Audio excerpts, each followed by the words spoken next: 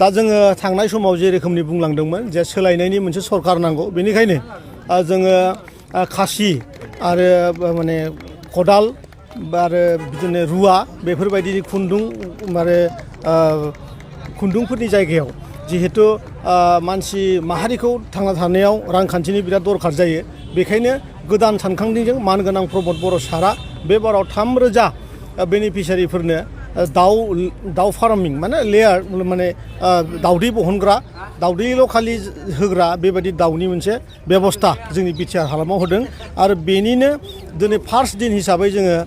देबोरगाव गामियाव बिथांनि गामियाव जोङो बे हाबाफारिखौ लादों आरोखि पिक मिशन बेखेवनाया एसे गोबावानो पिक मिशननि खोथाया थांनाय समाव जों बयबो मिथिदों जे माने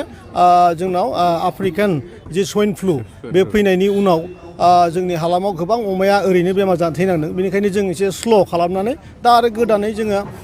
माल्टिप्लेयार जायफ्रा माने प्रडाक्ट खालामगोन बिसोरनि ट्रेनिंनि खामानिया सोलिगासिनो दङ आरो बेबो नैबे मार्च एप्रिल मासनिफ्राय जोंनि जि हालामाव थानाय बेनिफिसियारिफोर बिथांमोना मोननो थांगासिनो दङ आरो दाउ फिनाय अमा फिनाय मोसौ फिनायखौ जोंनि हालामाव जि माने गोरिब थाखोनि जायफोर श्रेणियाव गोलैनानै दंमोन जायफोरनोखि थांनाय 17 बोसोराव हाग्रामा बिथांनि सरकारा गादबनानै बिथांमोननि थैखौ सोबजोबनानै लोंजोबथारबाय बे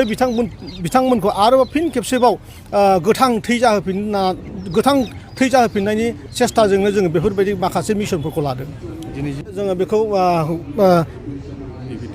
BB300 होननानै बुङो आरो बेखौ जोङो गुजरातनिफ्राय लाबोदों आरो बेयो अलरेडि जोंनि भेटेनारि डिपार्टमेन्टनि कन्ट्रलाव अल माने भेक्सिनेसननि खामानिया कमप्लिट जाखानाय आफ्टार भेक्सिनेसनसो जों बेखौ दा रायजोफोरनो हगारदों आरो प्रत्येकटा डिस्ट्रिक्टआवनो जोङो बे हाबाफारिखौ लागोन दिनै जोङो देबोरगाव स्टार्ट खालामदों आरोखि गोजोन আমি ডিষ্ট্ৰিক্ট ৱাইজ এইটো চিলেকশ্যন কৰা হৈছে 195 আছে নেকি এইটো কোকৰাঝাৰ ডিষ্ট্ৰিক্টত এইটো দিয়া হৈছে আজি ডিষ্ট্ৰিক্ট ৱাইজ চিলেকশ্যন কৰা এটা মুৰ্গীৰ পৰা বছৰত কিমান প্ৰডাকশ্যনটো আমাৰ যিটো এইটোত কেছ ছিষ্টেম যদি পালোঁ আমি 280টালৈকে কণী পাৰে এটা মুৰ্গী বছৰত 365 দিনত 280টালৈকে কণী পাৰে এতিয়া যদি আমি অপেন ছিষ্টেমত কৰোঁ এইটো বেকয়াৰ্ড ছিষ্টেম বুলি কয় এইটো 150-160টো কণী পাৰিব এতিয়া আমি যিটো মুৰ্গী আৰু যি ডিষ্ট্ৰিবিউট কৰিবলৈ ওলাইছোঁ এইটো BB300 বুলি কয় ব্ৰিডটো এইটো মানে কণী পৰাৰ প্ৰডাকশ্যনটো বহুত বেছি আমাৰ লোকেলতকৈ গতিকে এইটো কণী পৰাৰ প্ৰডাকশ্যনটো যেনেকৈ বেছি হয় তাৰ যত্নও ল'ব লাগিব কাৰণ আমাৰ লোকেল থলুৱাবিলাক আমাৰ কণীটো বছৰত আমাৰ যিবিলাক মুৰ্গী পালন কৰোঁ খুব বেছি 100ৰ ওপৰত কণী নাযায় 70-80টা মানলৈকে থাকি যায় কেতিয়াবা দেখা যায় অলপ ক'ৰবাত প্ৰডাকশ্যন বাঢ়েও কিন্তু এইবিলাকৰ তো আমি যদি এতিয়া ভালদৰে আমি পালন কৰোঁ এইটো কেছ ছিষ্টেমত পালিলেতো এটা মুৰ্গীয়ে 280টালৈকে কণী পাৰে এটা যদি আমি অপেন ছিষ্টেমত আমি যদি পালোঁ ইয়াত বেকয়াৰ্ড ছিষ্টেম বুলি কয় এইটো তাতেও অন্ততঃ আমি 150-160টা মান কণী পাব পাৰিম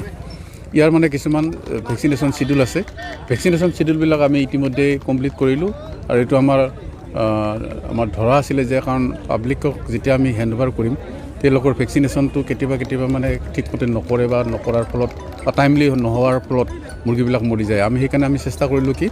আমি গোটেই ভেকচিনেশ্যন শিডিউলটো কমপ্লিট কৰি পেলাই আমি ৰাজ্যৰ মাজত ডিষ্ট্ৰিবিউশ্যন কৰিব ওলাইছোঁ কিছুমান যিবিলাক মাৰাত্মক বেমাৰ সেইবিলাক ভেকচিন কৰিবই লাগিব আৰু ভেকচিন কৰা হৈ গ'ল এইটো আমি ডিষ্ট্ৰিবিউশ্যন কৰিব ওলাইছোঁ আৰু তাৰ ওপৰত আমি কিছুমান মেডিচিন লাগিব আমাক মেডিচিনটো আমি তেওঁলোকক আজি